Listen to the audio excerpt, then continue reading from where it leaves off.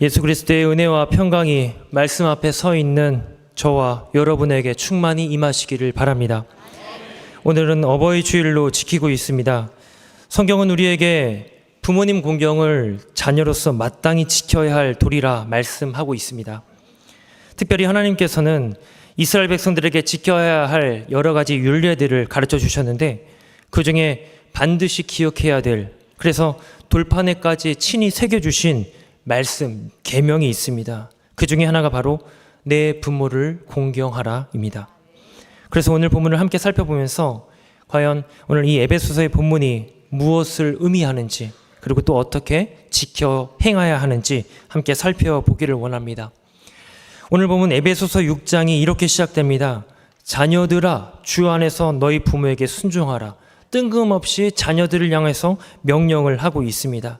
근데 사실 성경이 처음 기록될 때에는 지금 여러분과 제가 보고 있는 것과 같은 이런 성경책의 형식이 아니었습니다.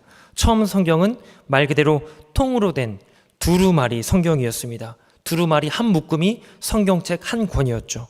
그래서 이사야서든지 열왕기서든지 또 이런 신약 성경도 마찬가지입니다. 로마서, 빌립보서, 에베소서 다 각각 한 묶음의 편지 형식이었습니다.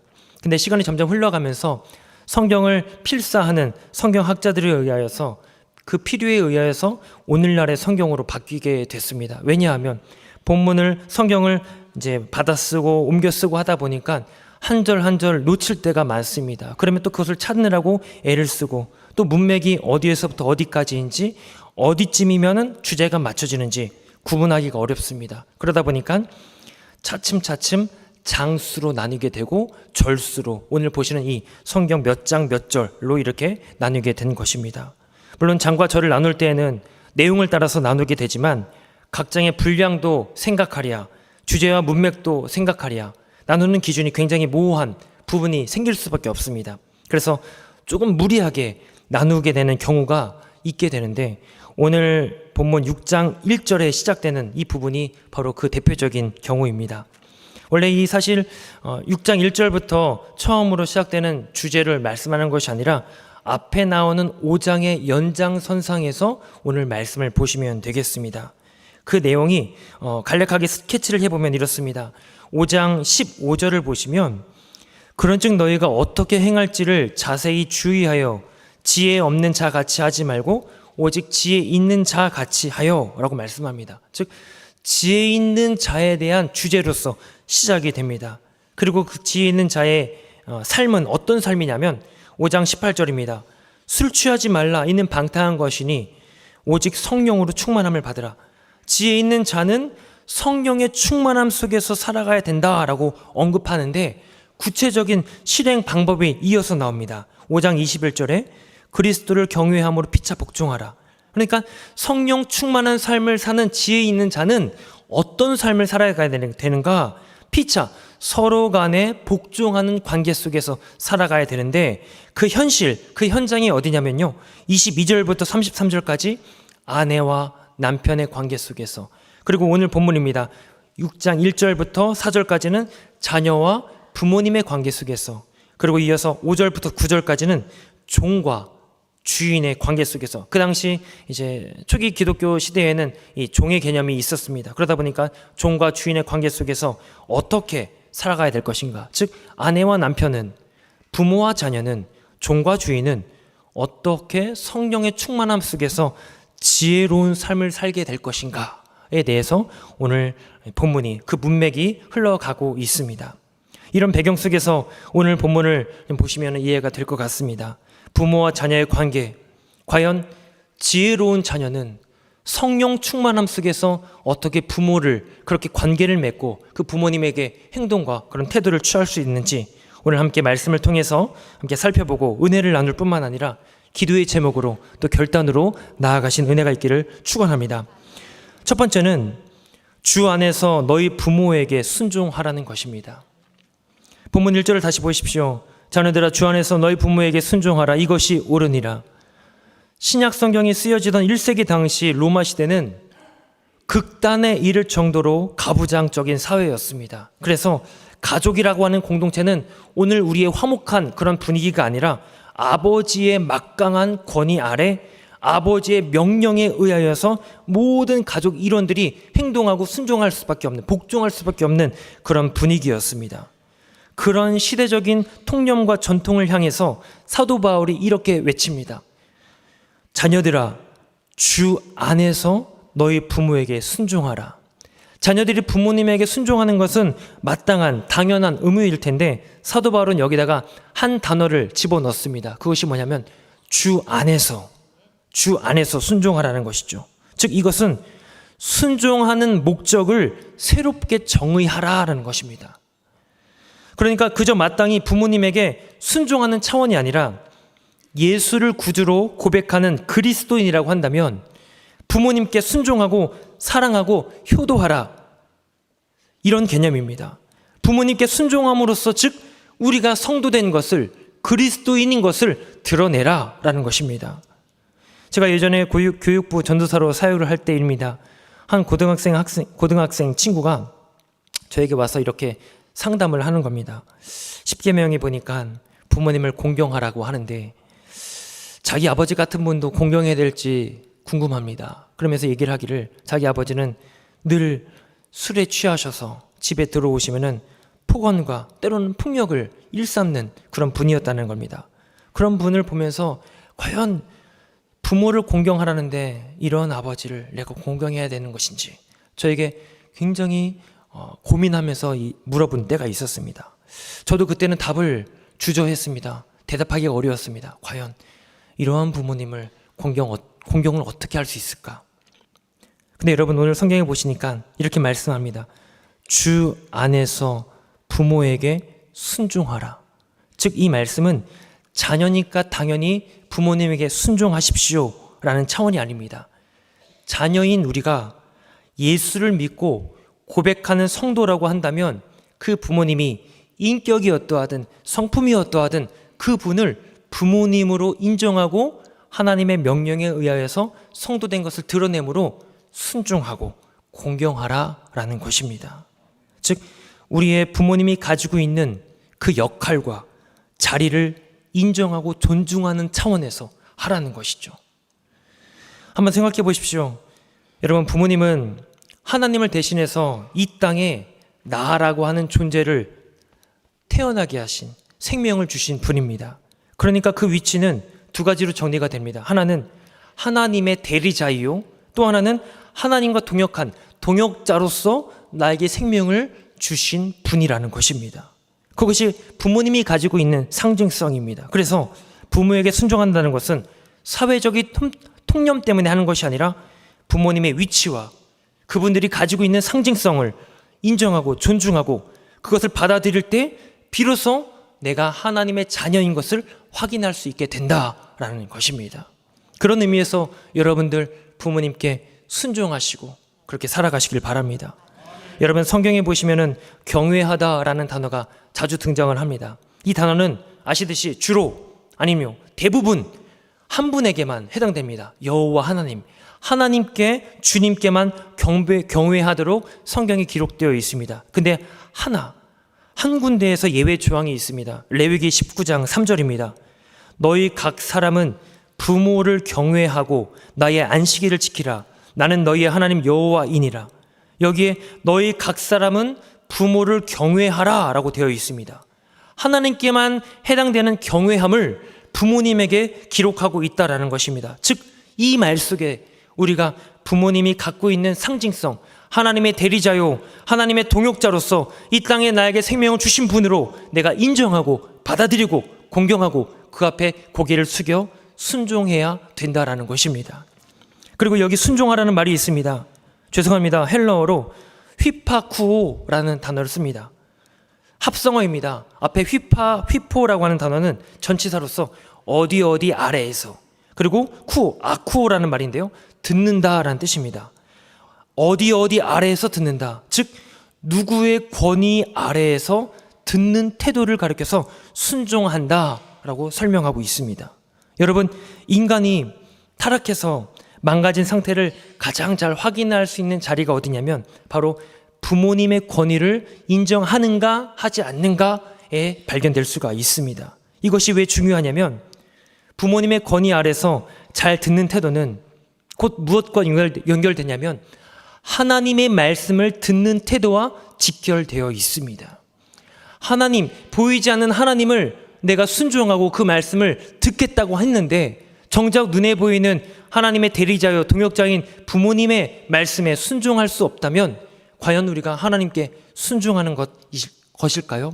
그것이 마땅한 모습일까요?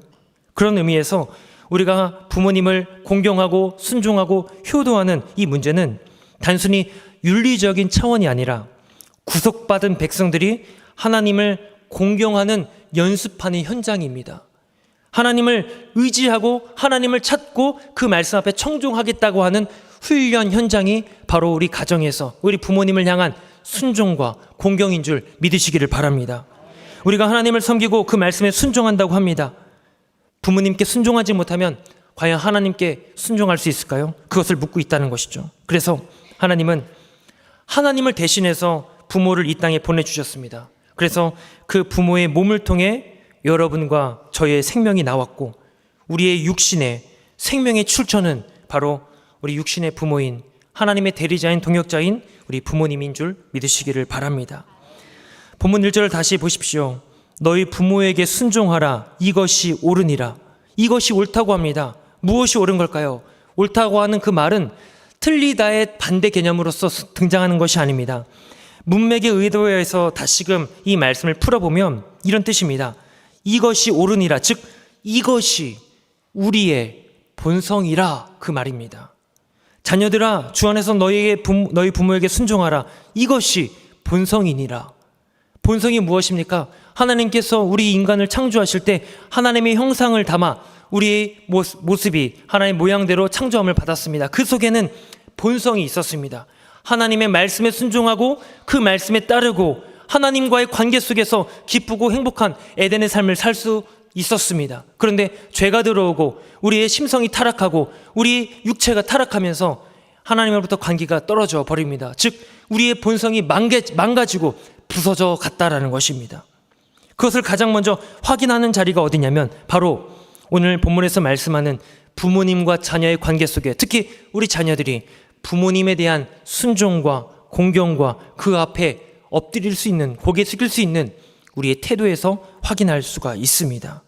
그래서 우리가 무너진 본성을 회복해가는 과정 중에 중요한 한 자리가 바로 부모님과의 관계 속에 공경하고 순종하고 그것을 따르는, 비록 우리가 생각할 때 인격과 품성이 우리 생각과는 다르더라도, 맞지 않더라도, 마음에 들지 않더라도 부모님이 갖고 있는 그 위치와 상징성, 그것을 기억하면서 그 앞에 순종하고 복종해가는, 공경해가는 여러분 되시기를 바랍니다. 자녀들아, 주 안에서 너희 부모에게 순종하라. 이것이 옳으니라. 자녀니까 해야 할 의무가 아닙니다.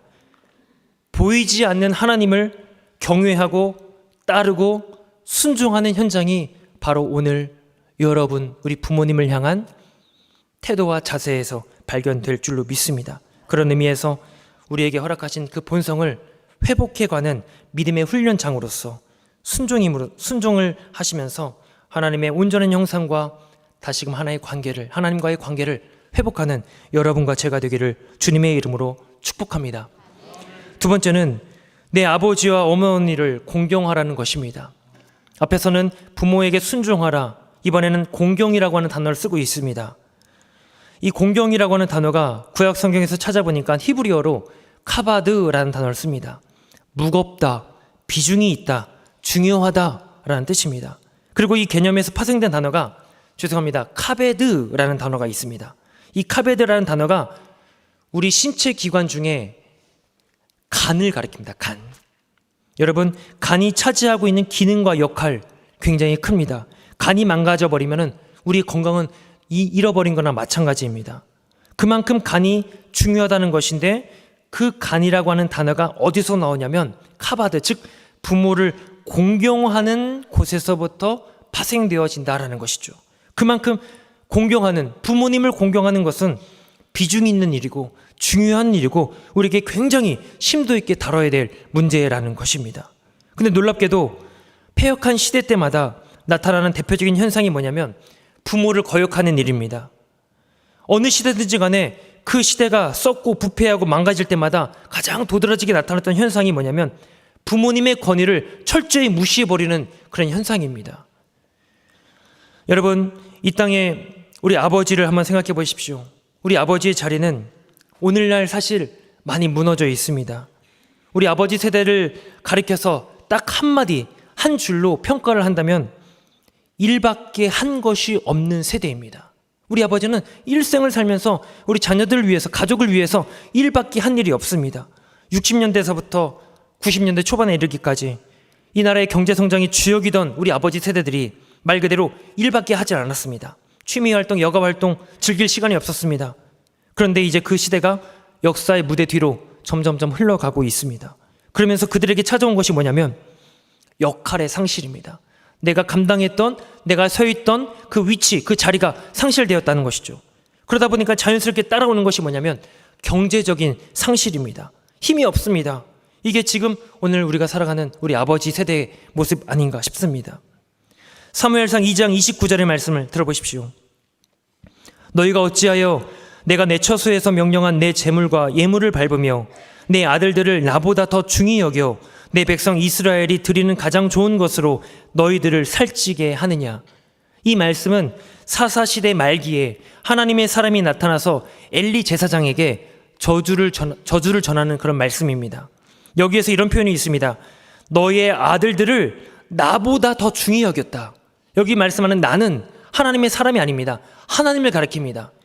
하나님보다도 너의 아들들을 중하게 여겼다. 그런 이야기입니다. 즉 하나님의 자리를, 다시 말하면 아버지의 자리를, 그 권위를 내려앉게 하고 그 자리에 누구가 들어서게 되냐면 자식들을, 아들들을 집어넣었다라는 것입니다. 그것이 그 시대를 드러내는 중요한 상징 표현입니다.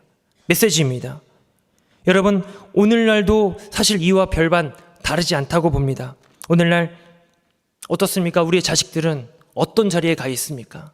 진정 우리가 공경하고 순종하고 따르고 우러러보고 정말 모든 시선과 기준을 맞춰야 될 그 부모님의 자리에, 어쩌면 그 자리에 우리의 자녀들이 가 있는 건 아닌지. 그렇다고 해서 우리가 자녀들 무시하는 건 아닙니다. 중요합니다. 그런데 무엇보다 지켜야 될 기준은 아버지의 자리를, 부모님의 권위를 결코 소홀히 여겨서는 안 된다라는 것이죠. 앞에서 공경, 즉 카바드라는 단어를 설명드렸는데 카바드의 반대말이 뭐냐면 카릴이라는 단어입니다. 카릴이라는 뜻이 뭐냐면요, 무겁다, 중하다의 반대말인 가볍다. 물론 그런 개념도 있지만 더 중요한 의미가 있습니다. 카릴이라고 하는 단어는 저주하다, 경멸하다, 멸시하다 라는 뜻입니다. 가장 두드러지게 설명된 성경의 내용이 있습니다. 창세기에 보시면은 롯이 소돔과 고모라의 멸망의 메시지를 듣습니다. 그래서 그 자녀들을, 그 딸들을 부르고 사위들을 부릅니다. 우리가 이 성에 곧 있으면은 불심판이 임할 테니 우리가 떠나자. 우리가 빨리 속히 떠나야 된다라고 했을 때 그 사위들이 뭐라고 하냐면요, 농담으로 여겼더라 이렇게 말씀합니다. 농담으로 여겼더라. 즉 무슨 말이냐면요, 멸시하고 경멸하고 우스갯소리로 넘겨버렸다 그런 뜻입니다. 그 결과 불과 유황의 심판을 맞이할 수밖에 없었습니다. 즉 우리가 부모님에게 공경하고 순종하고 카바드, 그렇게 공경하는 마음을 갖지 않는다는 것은 곧 무슨 말과 같냐면 부모를 경멸하고 멸시하고 비웃음거리로, 농담거리로 여겨버리는 거나 마찬가지다라는 것이죠.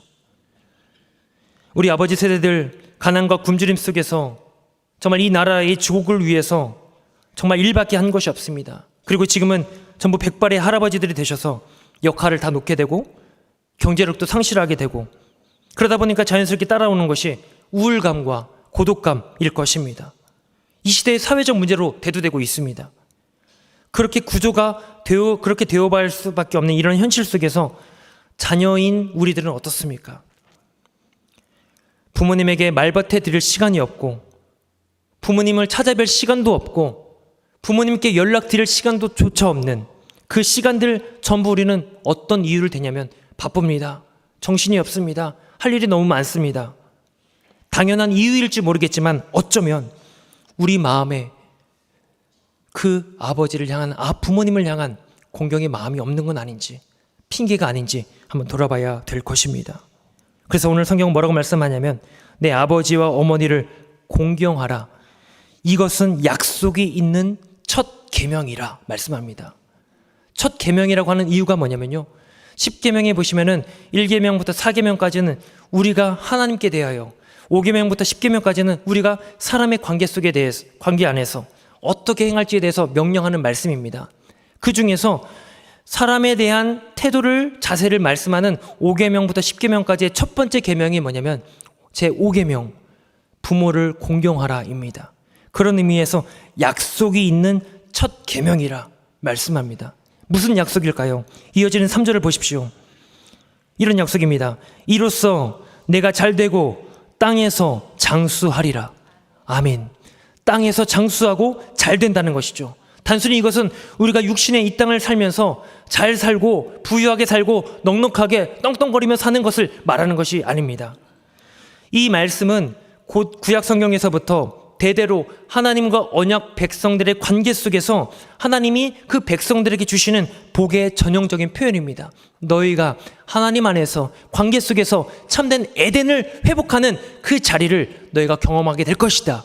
그것이 뭐냐면 약속이 있는 첫 계명, 잘되고 장수하는, 땅에서 장수하는, 부모님에게 공경할 때 그러한 복을 우리가 누리게 된다라는 것입니다.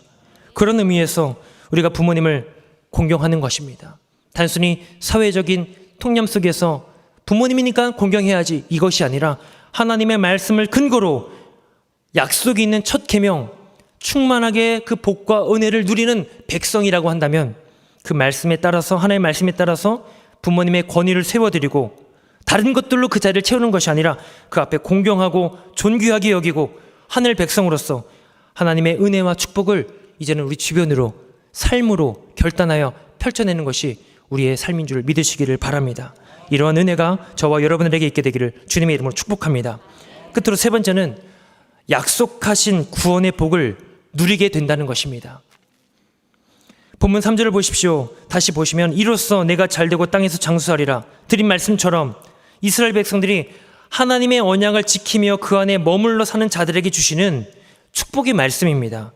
오늘 우리식으로 이 말씀을 바꿔서 말씀드리면 이렇습니다. 예수 그리스도 안에서 구원과 쉼과 부요함을 누리게 된다라는 것입니다. 그러니까 이 땅에서 누리는 물리적인 복을 넘어서 우리 영혼의 구원을 받게 될 뿐만 아니라 그 구원의 완성까지 하나님은 성령님으로 하여금, 우리로 하여금 그 구원과 쉼과 안식을 날마다 누려가게 하신다라는 것입니다. 부모님을 공경하고 순종할 때 이 복이 저와 여러분들에게 임하게 될 줄로 믿습니다. 이것을 가장 잘 설명해주는 그림이 한 가지 있습니다. 누가복음 15장에 보시면 아버지가 살아계신데도 불구하고 아버지의 유산을 달라고 해서 받아서 떠나는 탕자의 비유가 있습니다. 아버지가 살아계신데도 불구하고 유산을 달라는 말은 무슨 의미가 같냐면 아버지 이제 그만 돌아가십시오. 죄송합니다. 이런 얘기가 됩니다. 얼마나 불효막심한 말입니까? 그 당시 유대법, 즉 구약 성경의 율법에 의하면 그런 아들은 저주받은 자로 그 자리에서 돌로 쳐 죽여도 마땅한 일입니다. 어떤 누구도 뭐라 할 사람이 없을 겁니다. 근데 그 아들이 아버지에게 그런 짓을 행하고 있단 말이죠. 근데 아버지는 무슨 의미인지 그 재산을 떼어서 줍니다. 그리고 이 아들은 집을 떠나가게 되죠. 그렇게 집을 떠나간 아들은 어디로 가냐면요, 이방 땅으로 갑니다. 더 이상 이제는 내 삶 이후로 아버지 집에 올 필요 없다. 나는 영영 내 성을 받다라는 의미가 됩니다. 그렇게 나아가서 허랑방탕하게 막 살아갑니다. 있는 물질, 재산 다 낭비를 하죠. 그러다가 돼지 먹는 쥐염 열매조차 주지 않자 어떻게 되냐면 굶주려 죽게 될 때 비로소 아버지 집이 생각이 납니다. 아버지 집에서는 품꾼조차도 나처럼 살지 않을 텐데, 그러면서 아버지에게로 돌아갈 마음을 갖고 방향을 틀어서 집을 향하게 됩니다. 근데 놀랍게도 이 아들이 집을 떠나는 그 순간서부터 아버지는 날마다 집 밖에 나와서 떠나간 그 아들의 길을 기다리고 바라보고 찾고 있습니다. 언제 어느새 돌아올지도 모릅니다. 그런데도 그냥 무덤덤하게 이 아들을 기다리고 있죠. 어느 날 봤더니 저 멀리서부터 완전히 상거지 꼴로 한 한 사람이 청년이 걸어오는데 아버지 눈에는 단번에 알아봅니다. 내 아들이구나. 그래서 그 아들을 향하여 뛰고 달려갑니다. 그 아들을 보자마자 안아버립니다. 성경의 이 표현은요, 단순히 그냥 반가운 표현이 아닙니다. 아까도 말씀드렸지만 이런 자식은 마을에 들어서는 순간 마을 사람들의 눈에 띄는 즉시 돌에 맞아 죽습니다. 죽어 마땅한 자입니다. 그것을 아버지가 알고 먼저 달려가서 그 아들을 감싸버리는 겁니다. 어떤 누구도 내 아들을 건들지 못하도록, 바라보지 못하도록 이 아들을 내가 지킬 것이다. 이게 바로 탕자의 비유에 담겨져 있는 아버지 하나님의 마음이자 그 하나님의 대리자요 동역자인 우리 부모님, 우리 아버지의 마음이라는 것이죠. 그래서 우리는 부모님을 통해서 이 땅에서 생명을 얻게 됩니다. 그뿐만이 아니죠. 우리가 넘어지는 자리, 우리가 부모님을 등 돌리는 자리, 거절하고 그 말씀에 순종하지 못하는 그런 자리를 할지라도 우리는 부모님에 의하여 불쌍히 여김을 받을 뿐만 아니라 용서가 다 허락이 됩니다. 자녀들을 향해서는. 그게 바로 하나님의 마음, 그리고 우리 아버지, 우리 부모님, 우리 어머니의 마음인 줄 믿습니다. 즉 우리는 부모님을 통해서 하나님의 사랑을 배우게 되고 하나님의 구원을 경험하게 되는 줄 믿으시길 바랍니다.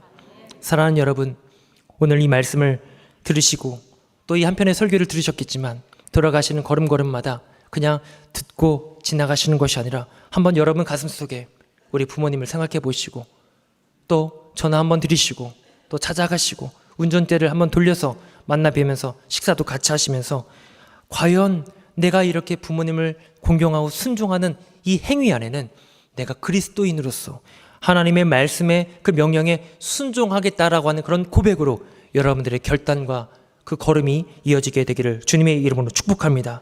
여러분이 먼저 누리고 계신 그 구원의 기쁨 또한 누리시길 바랍니다. 아직까지 우리 부모님 중에는 믿지 않으시는, 하나님을 알지 못하는 분들이 계실 겁니다. 그런 분들이 있다면 내가 먼저 믿은 자로서 최고의 효도는 무엇이겠습니까? 부모님을 구원하는 것입니다. 그 영혼을 구원하여서 하나님께로 같이 모시고 와서 기쁨의 삶, 영광의 삶, 구원받은 백성의 삶을 저와 여러분들이 살아내시는 그러한 결단이 있게 되기를 주님의 이름으로 축원합니다. 기도하시겠습니다. 은혜로우신 하나님 아버지 감사합니다. 어버이 주일을 맞이하며 다시금 우리가 부모님에게 순종하고 공경하는 그 이유와 그 목적을 재확인하게 하시니 감사드립니다.